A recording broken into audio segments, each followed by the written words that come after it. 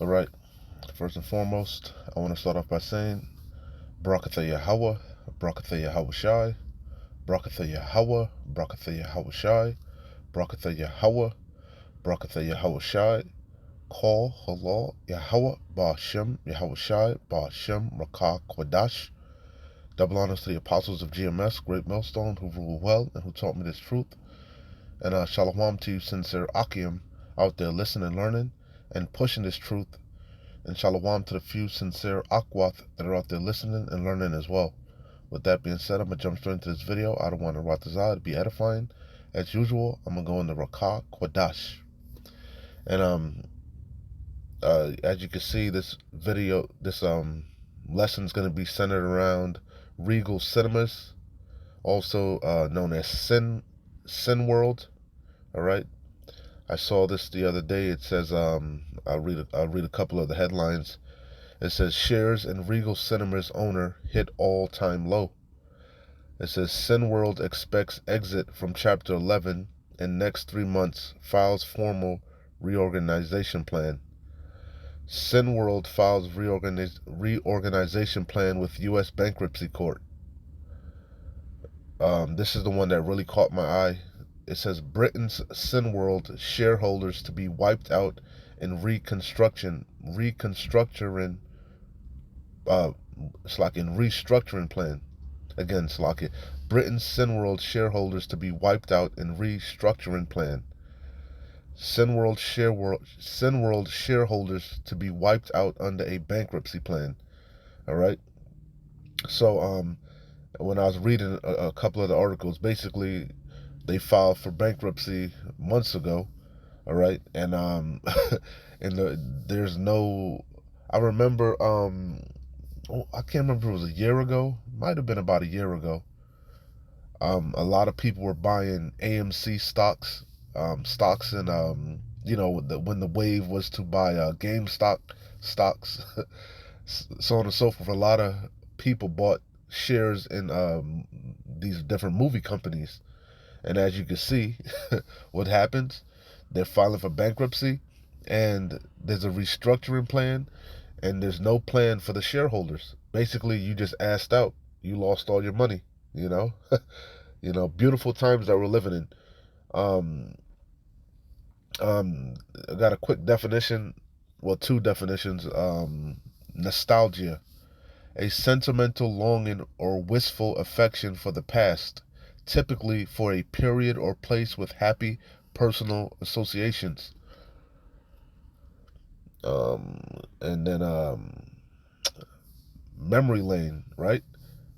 It's an idiom, a trip or slash walk down memory lane, time that you spend thinking about and remembering the past or going to a place again in order to remind yourself of past experiences. And that's what I was thinking about with this whole movie theater collapse debacle. All right, you know, I started to have a trip down memory lane. I was remembering how a little bit of nostalgia. When you're younger, going to the movie theaters, the lines and the excitement for a new movie to come out, and the movie theaters being packed. And say you went to go see a comedy, the whole theater, laughing, and um, even a horror movie, the whole theater jumping, you know, you know, it was an event, man. It was an event. You look forward to it. You look forward to new movies coming out. These different blockbusters, and that's a thing of the past, man. That's a thing of the past, and it's been that way for a while.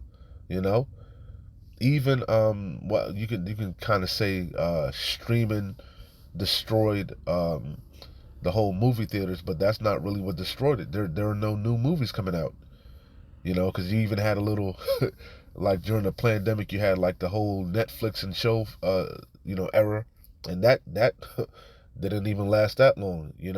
That didn't last that long, because there are no new movies, no new blockbusters, none that I can think of. There's nothing that has came out in the last couple of years that you're dying to go see. A lot of these movies, they come out and they come out in the theaters, and within a week or two they're on these streaming services, Hulu, HBO Max, Netflix, Amazon Prime, because no one, the Hollywood is pretty much dead, man. Hollywood is dead. It's a graveyard. You know, that's all part of the Daughters of Music being brought low, pretty much. Also, because you could count the Daughters of Music as entertainment. The bread and circus is drying up, man. The bread and circus is drying up. Things ain't like they used to be. You know, things ain't like they used to be. So, I was just having a little bit of nostalgia when I was thinking about when I saw this article. First and foremost, that's, excuse my French, fucked up, man. All the shareholder, well, it serves you right. All of you that trust in uncertain riches. You put your trust in Babylon the Great. You trust in oppression. You thought you were in a good case. And look at you now. You see, look at you now. You see? You know? He that, how does it go? He that earneth wages that to put in a bag filled with holes.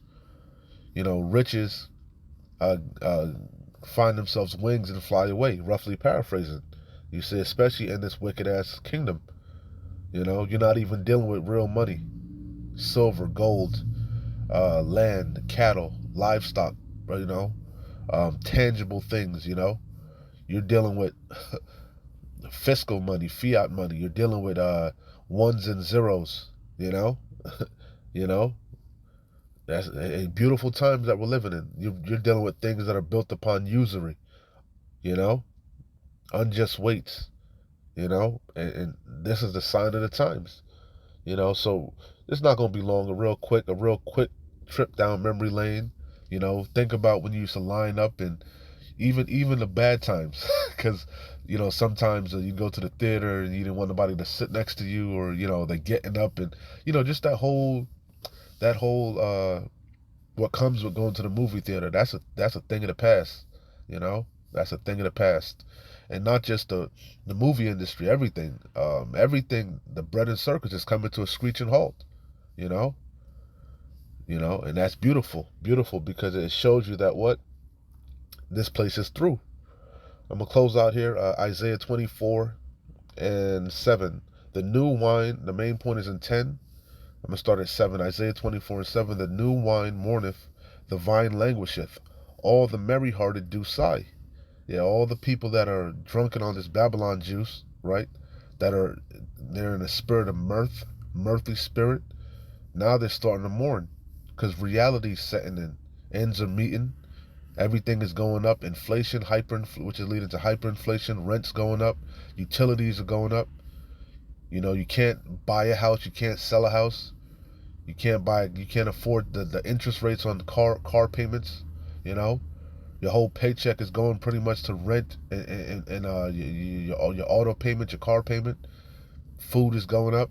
You know, mass layoffs. You're dealing with job insecurity. You know, you're what else? Just in general, we're at the door of evil times, bad times. Everything is coming to a head. Everything is coming to a head. Reality's setting in.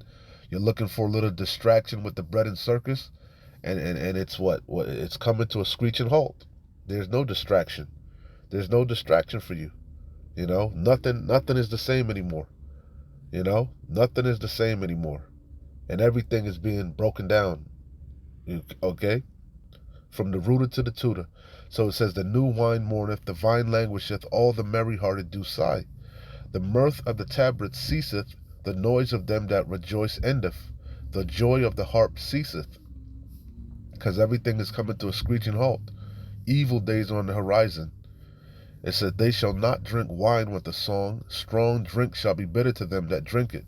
That's the main point. The city of confusion, Babylon the Great, the city of confusion, the Hebrew word for Babylon is Babal, confusion. And that's what this place is, nothing but confusion. The city of confusion is broken down. You see it. It's being broken down right in front of your face. The banks are collapsing. Everything is collapsing. It says the city of confusion is broken down.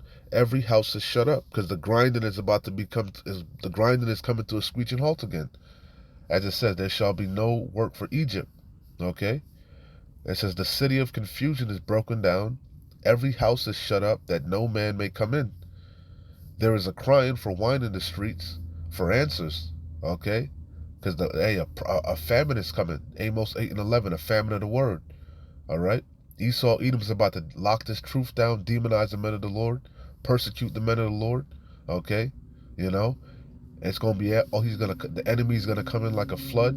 All hell is gonna break loose, you know, and you people are gonna be looking for answers. All right, everything you trust in is gonna fail you, and the only thing you're gonna be able to remember is that there was a prophet amongst you. All right, then they shall know a prophet had been amongst them, and they're gonna be, as the scriptures say, going to and fro to seek the word of the Lord, to hear the word of the Lord, and they're not gonna find it.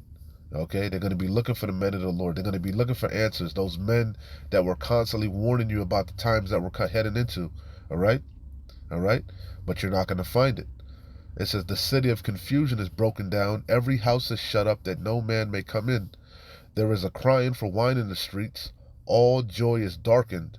The mirth of the land is gone. You see that now. This place ain't so mirthy no more. Things ain't the same. Things ain't like the way they used to be. You know? you know?